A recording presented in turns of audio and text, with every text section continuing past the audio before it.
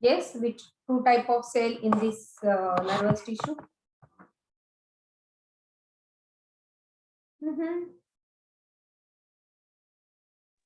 Neurons and neuroglia.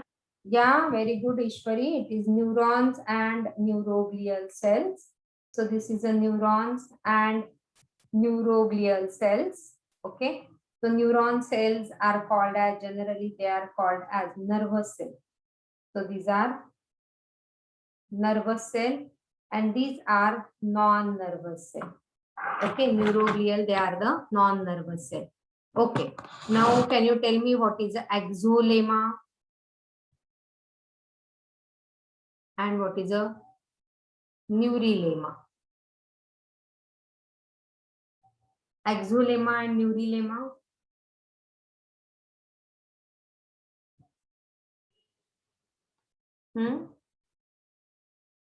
काय axolemma? The outer membrane of axon is a axolemma. Okay.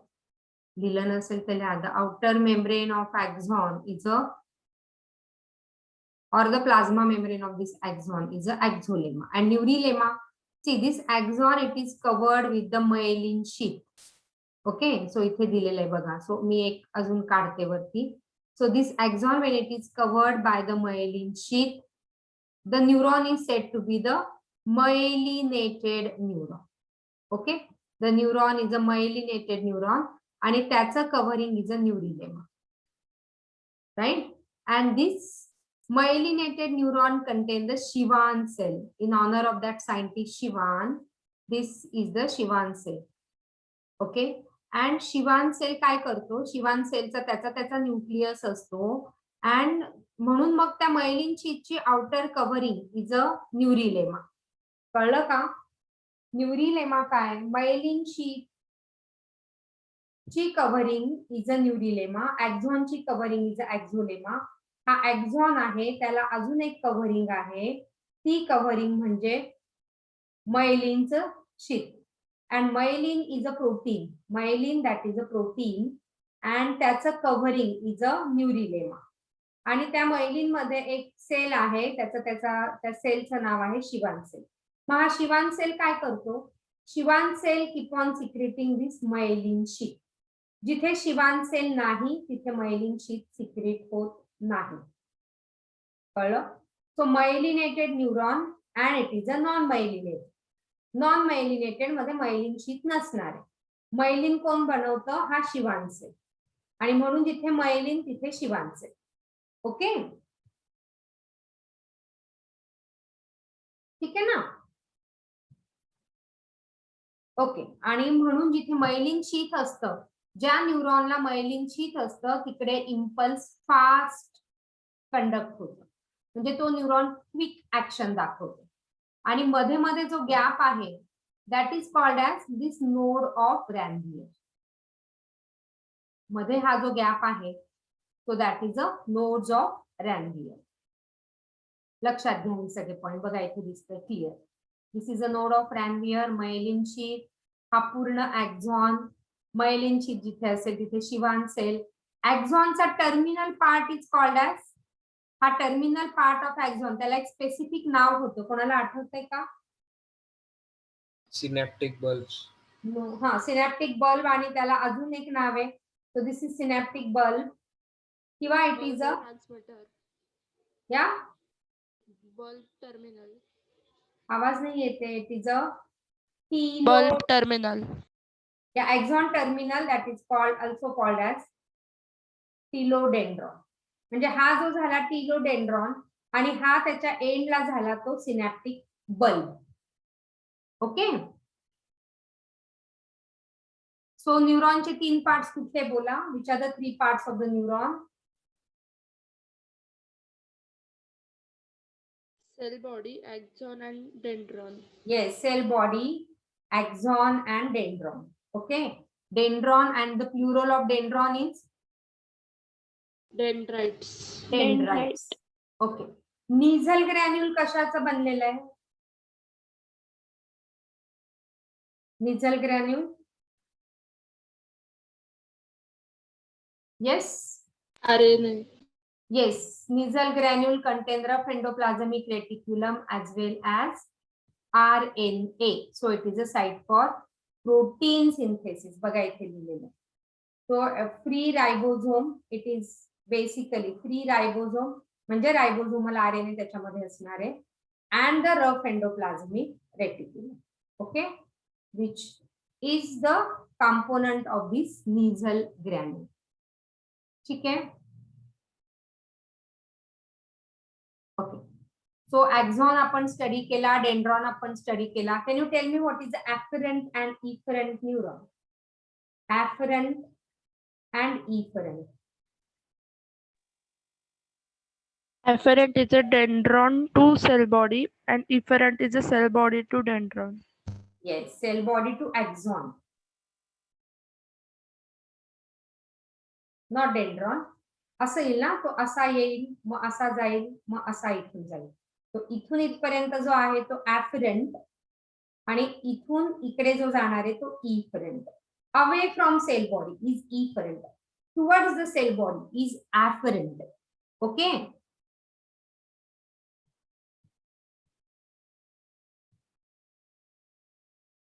Yes, so telodendron. So terminal part is a telodendron. Your HSC has mentioned this, so you must remember. Okay. So distal branches जे आहे ते telodendron आणि त्याच्या एंडला synaptic bulb.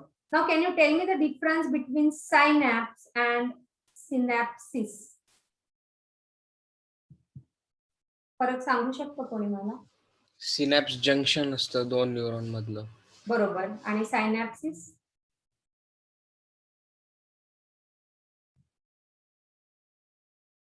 केलंय आपण हे खूप डिटेल मध्ये.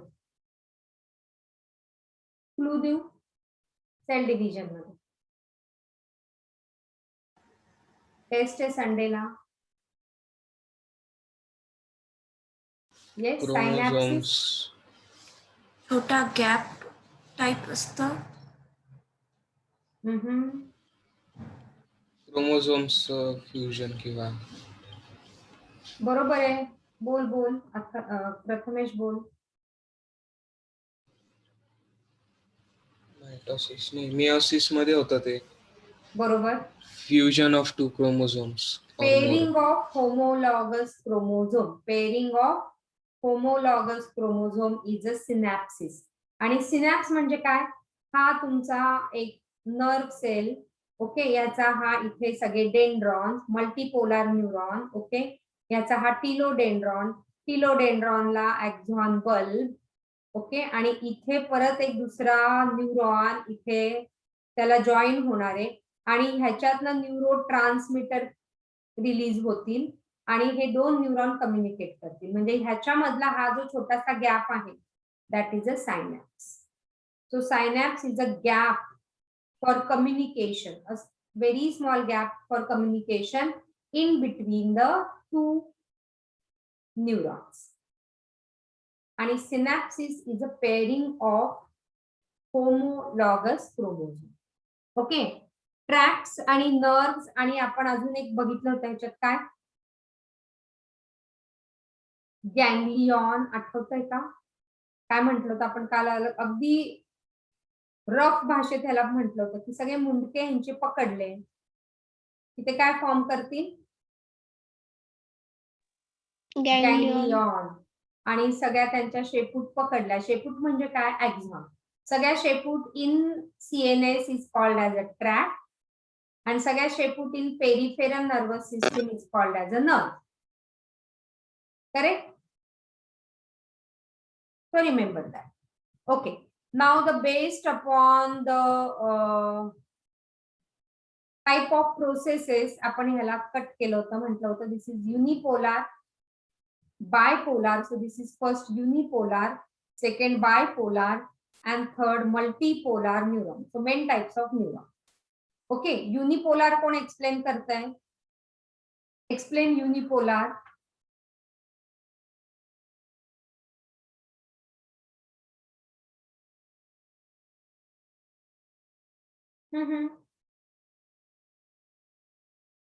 चला एक्सप्लेन करा युनिपोलार.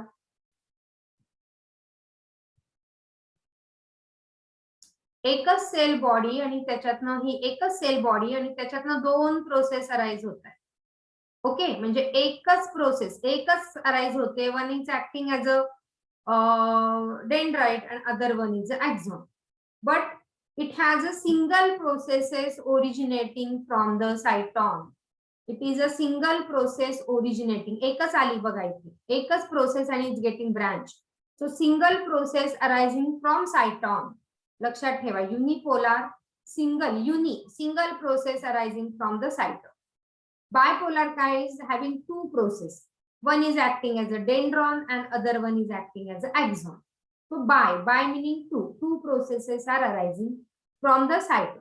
Okay, a single dendron, हा single dendron पाहिजे होता actually, हा branches नको. So this is a single dendron and a single axon. Okay, आणि multipolar मध्ये there are many dendrites. So there are many dendrons and a single axon. तो आपण जो डायग्राम काढतो तो टिपिकल आपण बायपोलारचा डायग्राम मल्टीपोलारचा काढतो. Okay, so this is a multipolar, many dendrite आणि सिंगल एक्झॉन. लक्षात ठेवा, राहील लक्षात? ओके, याची जी नेक असते, इथे नेक असते एक्झॉनची नेक किंवा सेल बॉडीची नेक, तिथे काय म्हणतात, त्याला काय म्हणायचं?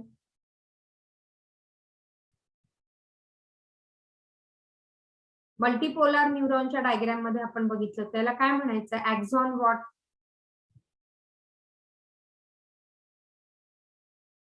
व्हॉट एक्झॉन? एक्झॉन हिलॉक लिहिलं होतं का काल डायग्राम मध्ये? बघा, चेक करा, नसेल तर लिहा. Axon hillock. आणि निझल ग्रॅन्युल कुठे कुठे असतात? Where all the Nissl granules are present?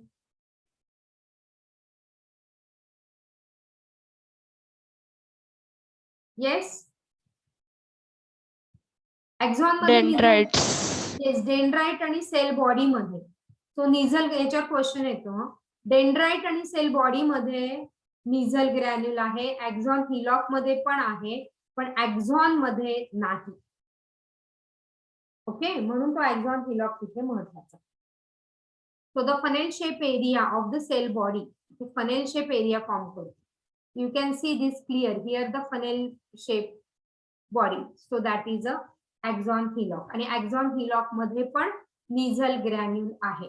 So note down करा, निझल ग्रॅन्युल कुठे कुठे आहे?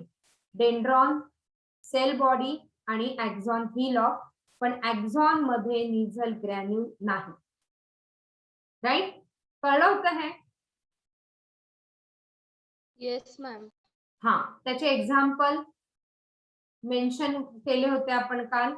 आणि आता टाइप्स ऑफ एक्झॉन बेस्ड और प्रेझेन्स और ऍब्सेन्स ऑफ मायलिनची ते आपण ऑलरेडी केलं. मायलिनेटेड एक्झॉन आणि non myelinated axon. When it is having the myelin sheath it is myelinated, when it is having no myelin sheath it is non myelinated.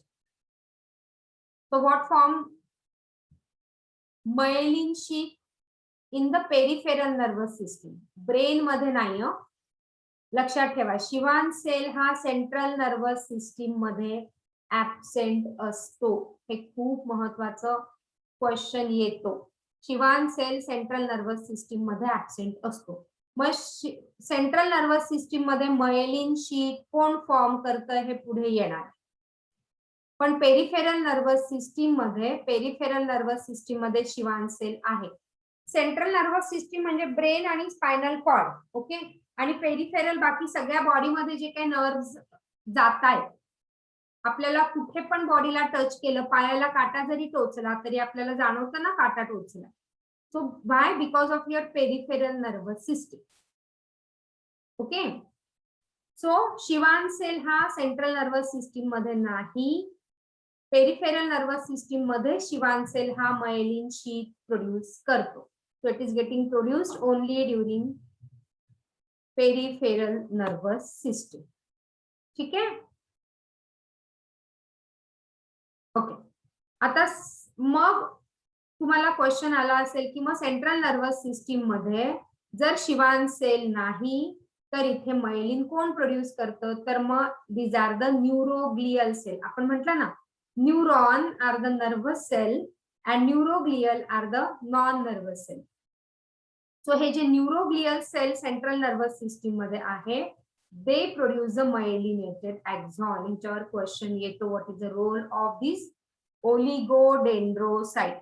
So oligodendrocyte is a type of a neuroglial cell. इथे एवढंच लक्षात ठेवा.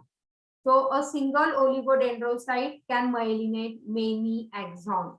So central nervous system मध्ये, in central nervous system, oligodendrocyte, which are the neuroglial cell, produces a myelinated axon. Clear? Yes, Clear ma'am. है का? चलो, okay. Okay. So internode काय? The gap between two adjacent nodes. So हे जे एक node and this is another node, त्याच्यातला gap is a internode or it is a node of Ranvier. ठीक आहे, हे आपण ऑलरेडी डिस्कस केलं. ओके.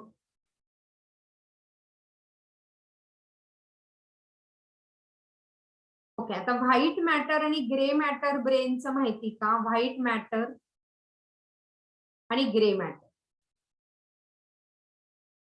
ओके, हे दोन प्रकारचे मॅटर म्हणजे दोन प्रकारचे मटेरियल ब्रेन मध्ये आहे. So what does a white matter form? See all myelinated neuron.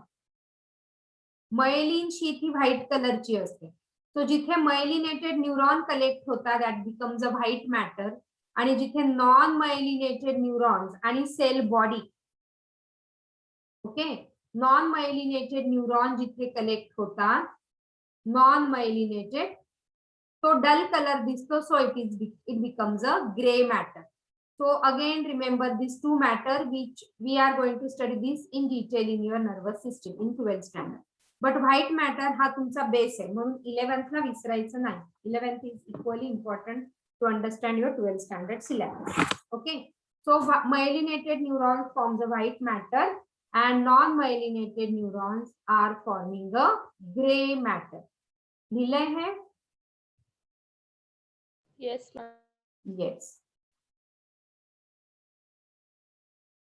आता तीन परत आपण न्यूरॉन इथे स्टडी करणार आहे. Okay, sensory neuron. Write it down. Again, 3 different types of neuron. It is a sensory neuron. Sense करता म्हणजे तुम्हाला कोणी पिन टोचली की जो मेसेज घेऊन जाणार आहे तो neuron is a sensory neuron. Okay, so it carries a sensory impulse from receptor. आता रिसेप्टर कोण आहे? Skin is a receptor. Sense organ generally are the receptor. म्हणजे काही पण आपण समोर जसं म्हटलं, आपण लेपर्ड बघितलं, कोणी बघितलं? आईज ने. So eyes become a sensory organ. Okay, so that becomes a receptor. Eyes are the sensory organ that becomes a receptor. ठीक आहे, किंवा आपल्याला एक खूप घाणेरडा वास आला, so nose carrying the sensory impulse, आणि मग आपण नाकाला हात लावतो. बरोबर आहे. खूप मोठा गणपतीच्या दिवसात कोणी मित्रमंडळाने खूप मोठा साऊंड प्ले केला, डीजे लावला, खूप मोठा असेल तर आपण कानावर हात लावतो. Okay, so that ear becoming the receptor organ. So जे सेन्सरी इम्पल्स कॅरी करणारे from sense organ, okay, from sense organ to CNS is a sensory neuron. लिहा. So which can be also the afferent neuron. So carrying the sense, okay, of good or bad, whatever is the sense. Okay, so they are the sensory neuron. जसं इथे दाखवलंय, touch केलं, hot object touch केलं, तर हे जे काही neuron जाणार आहेत सेंट्रल नर्वस सिस्टीम मध्ये, these are the sensory neuron. Clear? Yes. Yes, सगळे ऑडिओ व्हिडिओ बंदच करून बसतात बाबा, तुम्ही नाही ऐकत. Motor neuron is a efferent neuron. Okay, motor neuron काय करतील बघा. Motor neuron carrying motor impulses from CNS to effector organ such as muscles और ग्लँड्स. मग आपल्याला जर चटका लागला तर इथपर्यंत तो मेसेज जातोय, हा इंटर न्यूरॉन आहे दोघांमध्ये, हा रेड कलरचा इथे दिसत असेल, हा इंटर न्यूरॉन आहे, हा दोघांना जॉईन करतो सेन्सरी न्यूरॉन आणि मोटार न्यूरॉनला, आणि मग तो इंटर न्यूरॉन मेसेज देणार आहे की जर चटका लागतोय तर हात बाजूला कर. ओके, सो तो इफेक्ट कशावर दाखवणार आहे, इफेक्टर ऑर्गन, म्हणजे मग तिथे मसल कॉन्ट्रॅक्ट होणार आहे. हे मसल दाखवले ते कॉन्ट्रॅक्ट होतील आणि आपण हात बाजूला घेऊ. So that is a motor neuron. Motor चालू करेल तो, हात बाजूला घे बाबा चटका लागतोय, किंवा पळून जा, तिथे लेपर्ड आहे तर तिथून बाजूला जा. ओके, म्हणजे आपण पळणार कशाने, मसल्स किंवा आपलं स्केलेटल मसल्स आपण उपयोगात आणून आपण तिथून रन अवे करणार, बरोबर आहे की नाही. किंवा ग्लँड्स. ओके, खूप टेस्टी फूड आपल्याला दिसलं की salivary gland start secreting water, हो ना, म्हणून मग ते ग्लँड वर इफेक्ट दाखवणार. So it is a effector organ. So are you getting? Receptor organ कोण आहे, विचार द रिसेप्टर ऑर्गन आणि विचार the effector organ. Yes, Receptor are eyes, nose, म्हणजे कोण, ear, sensory organ. Sensory organ. Sensory organ. आणि effector कोण झाले, muscles or glands are the effector organ. Muscles or glands are the effector organ. आणि interneuron that is connecting sensory neuron and motor neuron मधला part is a interneuron. ठीक आहे, चला सांगा.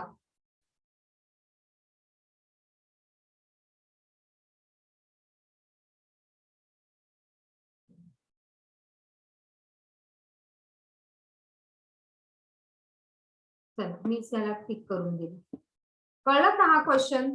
The portion of myelinated nerve fibre devoid of myelin sheath, म्हणजे हा sale body, हे dendron, इथे हा ऍक्झॉन हिलॉक, आणि इथे जे ऍक्झॉन फॉर्म होतोय, so this is a axon. Axon is always single, multiple axon नसतात. आणि इथे जे आहे ती मायलिन शीथ, जिथे मायलिन शीथ नाही इथे मायलिन शीथ नाही, याला आपण काय म्हणतोय, नोड्स ऑफ रॅनवियर. करेक्ट, तिथे मायलिन शीथ नाहीये, that is a nodes of रॅनवियर.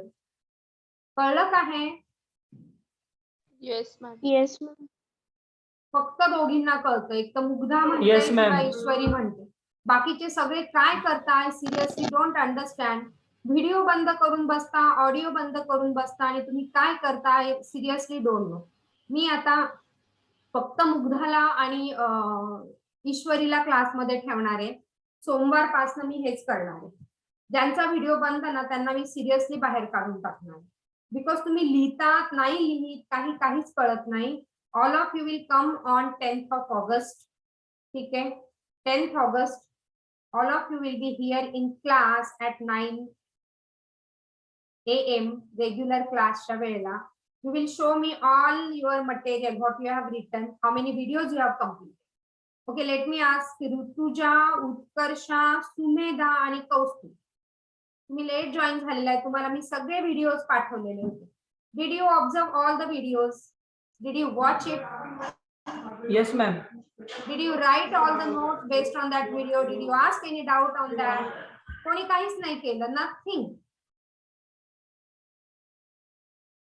डाऊटच आले नाही का तुम्हाला?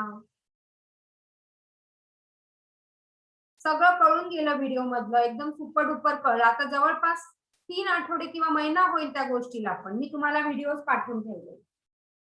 70 व्हिडिओज होते, 30-30 मिनिटाचे. तुमच्याकडे 30 दिवस होते. दररोज जरी 2 व्हिडिओज बघितले, 3 videos you can watch in a day, तरी तुमचे 3 आठवडे 70 व्हिडिओज व्हायला पाहिजे होते. But I don't know what exactly you are doing and how. I mean, it's seriously very unpleasant to work in this way, you know. Every time if I am saying this is the rule of the class, your video should be on, still your video is off. I don't understand why. Anyway, it's your choice. मी काहीच करू शकत नाही. Because see, तुमचं चांगलं झालं ना, see 80% of the people जे असतात ना, त्यांना काहीच देणं घेणं नसतं. तुम्ही काय करता आणि काय नाही, काहीही देणं घेणं नसतं. 80% of the people. Okay. 20% of the people जे असतात ना त्यांना खूप आनंद होतो तुमचं वाईट झालं की. 80% ला काही फरकच पडत नाही. ओके. आणि 20% ऑफ द पीपल जे असतात ना त्यांना वाईट वाटतं, अरे ह्याचं चांगलं झालं, त्यांना वाईट वाटतं. फक्त त्रास किंवा प्रॉब्लेम कोणाला होणार आहे? तुमचं चांगलं झालं तर आनंद कोणाला होणार आहे जास्त, आणि वाईट झालं तर आनंद वाईट कोणाला वाटणार आहे जास्त? सांगा. काय विचारलं मी, कळलं का? तुमचं चांगलं झालं तर सगळ्यात जास्त आनंद कोणाला होणार, आणि तुमचं वाईट झालं तर सगळ्यात जास्त दुःख कोणाला होणार? कोणाला होणार आहे? टीचर्स. स्वतःला, फॅमिलीला, मला. सगळ्यात जास्त होणार आहे तुम्हाला स्वतःला. You will regret that, you know, की मला चान्स दिला होता, मी केलं नाही. आई वडील पण थोड्या दिवसांनी विसरून जातील की आम्ही ह्याला चान्स दिला होता, त्याने नाही केला, आम्ही काहीच करू शकत नाही, एवढं म्हणतील ते आणि विसरून जातील आफ्टर सर्टन डेज. पण तुम्हाला लाईफ लॉंग ते जाणवत राहील की मला चान्स दिला होता, मला सगळ्या फॅसिलिटीज माझ्या आई वडिलांनी प्रोव्हाइड केल्या होत्या, पण मी डिस्ट्रॅक्टेड होतो. त्यावेळेस मी डिस्ट्रॅक्टेड नसतो तर मी कदाचित आज अजून चांगलं काही केलं असतं. आणि हे दरवेळेस मी सांगते, दरवेळेस मुलं 12वी झाल्यावर म्हणतात, मॅडम तुम्ही इतकं म्हटलं होतं, एका मार्काने आमची सीट गेली. तुम्हाला मी आधी पण किस्सा तुम्हाला सांगितलं की नाही मला माहित नाही, पण पूर्वी एक 8-10 वर्षापूर्वीच्या बॅच मध्ये एक मुलगा होता, त्याला बीट्स मध्ये अतिशय चांगले मार्क होते, 350 वगैरेच्या रेंज मध्ये. 350 marks are the highest in BITS exam. आणि त्याला थेरी मध्ये 75 नाही, त्यावेळेस 80% क्रायटेरिया होता. You should be having 80% in theory आणि मग तुमचं बीट्सचं सिलेक्शन. हे 2 क्रायटेरिया. म्हणजे बीट्स मध्ये जनरली असं म्हणतात की 300 प्लस मार्क मिळाले आउट ऑफ 450 की तुम्हाला बीट्सला नंबर लागू शकतो. तर त्याला 350 होते, म्हणजे इथे तो टॉपर्स कॅटेगरीमध्ये होता. इथे फक्त 1 मार्क लेस होता, 1 marks less for 80%. And he could not get the seat of bits. Imagine करा, त्याला आयुष्यभर हे रिग्रेट राहिलं असेल. आम्ही सगळ्यांनी सगळ्या पद्धतीने प्रयत्न केला होता. त्यावेळेस फिजिक्सचे ठिगळे सर होते, अनफॉर्च्युनेटली ठिगळे सरांची डेथ झाली कोरोनामुळे. फिजिक्सचे ठिगळे सर होते, त्यांनी तर खूप जास्त प्रयत्न केला होता त्या मुलासाठी, खूप प्रचंड प्रयत्न केला, कॉलेजला भेटी दिल्या की ह्या मुलाचा प्रॅक्टिकल मध्ये तरी तुम्ही 1 मार्क वाढवू शकता का, त्याचा 1 मार्क वाढला तर हा मुलगा बिट्स मध्ये जाईल, बिट्स पिलानीला जाईल हा. पण अनफॉर्च्युनेटली काहीही झालं नाही, कुठेच त्याचा 1 मार्क वाढला नाही. तर हे अनफॉर्च्युनेट त्याचं होतं. तर सगळ्यात जास्त अजूनही त्याला त्या गोष्टीचं वाईट वाटत असेल. नाव the boy is well settled, he is in US. जेव्हा मी US मध्ये गेले होते तेव्हा त्याच्या टच मध्ये पण होते, त्याने मला त्याच्या घरी पण इन्व्हाइट केलं होतं. पण आयुष्यभराचं हे रिग्रेट होतं की नाही की मला 1 मार्क मिळाला असता तर मी गेलो असतो. तो हे रिग्रेट तुम्ही नाही घेऊ असं मला फ्रँकली वाटतं. आणि म्हणून आता जर चान्स आहे ना, आत्ताच फक्त जर एम आहे तुमचं, फक्त आणि फक्त अभ्यास, आयुष्यभर बाकी सगळ्या गोष्टी आहेत. तुम्हाला कालच्या लेक्चर मध्ये काय झालं ना आज पण येत नाही माहिती का, आणि मी इतकं जीव तोडून शिकवते. जेव्हा मी माझा स्वतःचा व्हिडिओ मी बघते ना तर मलाच आनंद होतो की नाही, आय जस्टिफाईड. म्हणजे मी पॅरेंट्स कडनं फीस घेतलीये, त्यांना मेसेज पाठवून फीस घेतलीये आणि मी खूप चांगलं शिकवलंय. सो मला असं कुठेच रिग्रेट होत नाही की मी शिकवलंच नाही. बरेचशी क्लासेस अशी आहेत की जिकडे टाइमपास पण होतो, मला पण माहिती आहे, तुम्हालाही माहिती असेल. पण मी जेव्हा माझे स्वतःचे एखादा व्हिडिओ बघितला ना रात्री झोपताना की आज मी जस्टिफाय केला का माझा सब्जेक्ट, तर मला प्रचंड आनंद होतो की मी फी घेतली, मी कोणाला बुडवलं नाही, मी कोणाला नुसतं फी घेऊन टाइमपास केला नाही मुलांचा. मी अगदी नीट लेवल आणि त्याच्या वरच्या लेवलला मुलांना घेऊन गेले. तो मी माझा जॉब केला. आता इट्स ऑन यू, तुम्हाला तुमचा जॉब करायचा की नाही. ओके. मी तुम्हाला सुरुवातीलाच ती एक गोष्ट सांगितली होती, आठवतं का? तेव्हा किती मुलं होते मला माहित नाही. तो एक वडील आणि मुलगा असतात, त्या वडिलांचा बिझनेस असतो लोखंडाचा, हो ना. आठवतं का तुम्हाला ती स्टोरी सांगितली होती? कोणाला आठवतीये? ईशा होती त्यावेळेस. तर तो मुलगा विचारतो की या लोखंडाचा काय उपयोग आहे म्हणे. त्याचे बाबा सांगतात की आपण ह्या समजा 1 किलो लोखंडातनं आपण खिळे बनवले, नेल्स, है ना, भिंतीला ठोकायला जे खिळे बनवले. तर समजा मी हा 1 किलोचा लोखंडाचा पीस मी 100 रुपयाला घेतलाय. त्या 1 किलो लोखंडाच्या पीस मधनं जर मी नेल्स बनवले तर त्या नेल्सला मी 1000 रुपये कमवेल त्याच्यातनं, ह्या 100 मध्ये. तो मुलगा विचारतो की बाबा असं का असतं की काही लोकांना खूप जास्त किंमत असते आणि काही लोकांना काहीच किंमत नसते, असं का असतं? म्हणजे मला ह्या गोष्टीचं खूप वाईट वाटतं. तेव्हा त्याचे वडील त्याला दुकानात घेऊन जातात. म्हणे बघ आपला लोखंडाचा बिझनेस आहे ना, तर मी जेव्हा 1 किलो लोखंड घेतो तेव्हा मी ते 100 रुपयाला घेतो. जेव्हा मी त्याच्यातनं नेल्स बनवतो तेव्हा ती 1000 रुपयाला जातात, ती नेल्स, 1 किलोची नेल्स. आणि जेव्हा मी ह्या 1 किलोतनं सुंदर एक मूर्ती बनवतो, तर ती मूर्ती, तो आयडॉल जे मी काय बनवतोय, तो आयडॉल त्याला अगदी बोली लागते. म्हणजे कमीत कमी 10,000 किंवा म्हणजे तो लोखंड एकच आहे. 1च किलोचा लोखंड आहे, ज्याची फक्त 100 रुपये किंमत होती. त्याच्यातनं बनवायचं काय ते तुम्ही ठरवा. जर मी आयडॉल बनवलं, त्याचे बाबा म्हणता, तो कमीत कमी 10,000ला जाईल, त्याच्यावर बोली पण लागते. तर तुम्ही तसंच आहे. तुम्हाला नेल्स बनवायचे की लोखंडच राहायचंय, की स्वतःला छान एक मूर्ती रूपात साकारायचंय, ते तुम्ही डिसाईड करायचं.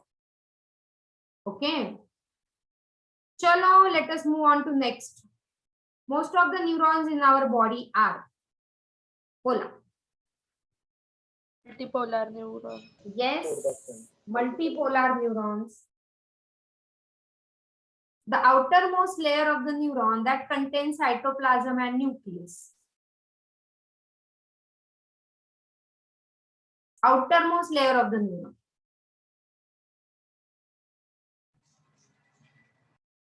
Myelin. Outermost that contains the cytoplasm. Myelin is a sheath. आणि न्यूक्लियस म्हणजे शिवान सेल तिथे आला. So that is a neurilemma. Okay, so परत काढते. हा न्यूरॉन, हा त्याचा एक्झॉन हिलॉक, खाली एक्झॉन. ओके, इथे जी मायलिन शीट फॉर्म होतीये, तिथे त्याचा मायलिन शीटचा हा cytoplasm along with this nucleus. Okay, that is a neurilemma. Okay, याचे आउटरमोस्ट शीट आणि न्यूक्लियस, कारण त्याच्या Schwann cell. So that is a neurilemma. So you can write down the definition of neurolemma that way. The outermost layer of the neuron that contains the cytoplasm and nucleus of Schwann cell. Nucleus of Schwann cell is called as a neurolemma. Nerve आपण ह्या topic मध्ये नको घेऊया. Nerve तुम्हाला माहिती already. A bundle of nerve fibres म्हणजे काय? Bundle of axon. Bundle of axon which is in the peripheral nervous system. हो ना, आठवते ना, नर्व आणि ट्रॅक असं दोन आपण डिस्कस केलं होतं, nerve and tract. So bundle of nerve fibres that is axon. हे सगळे एक्झॉनचे bundles in the peripheral. Peripheral म्हणजे काय? ब्रेन आणि स्पायनल कॉर्ड सोडून जी पेरिफेरल नर्वस सिस्टीम आहे, दॅट इज द नर्व. आणि ट्रॅक काय? बोला, व्हॉट इज अ ट्रॅक?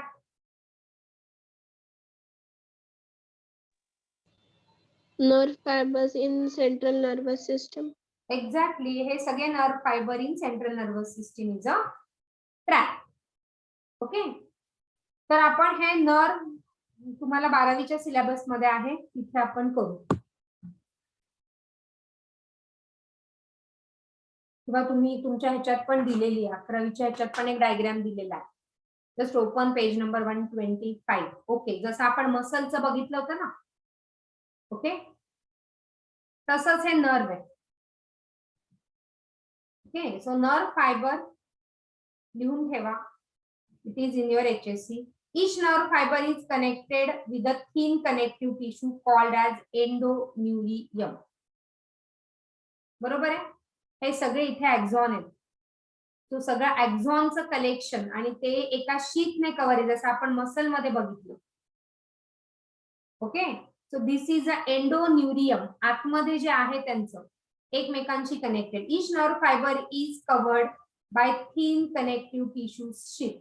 तो हे सगळे नर्वचं कलेक्शन, एक्झॉनचं collection is a nerve fibre. त्याच्या आतमध्ये जी कनेक्टिव्ह टिश्यू आहे दॅट इज अ एंडोन्युरियम. आणि हा जसं मसल मध्ये तो फॅसिकल तयार करत होता तसं here is also the collection of all this. So group of nerve fibres is called as a fascicle. कळतंय? आणि मग तो सगळा fascicle is covered with a perineurium. जसं आपल्याकडे पेरी काय होतं मसल मध्ये, त्या फॅसिकलला आपण काय म्हणत होतो, त्याचं कव्हरिंग काय होतं ते सांगा.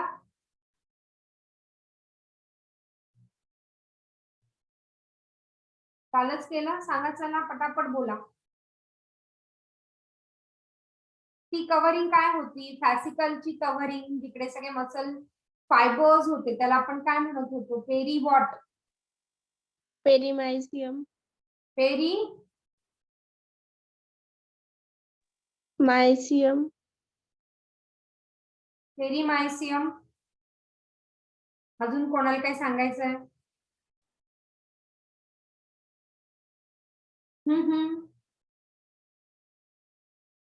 चला मी हे सेशन क्लोज करते. तुम्ही तोपर्यंत शोधून ठेवा आणि मला सांगा. ठीक आहे? पुढच्या सेशन मध्ये सांगा.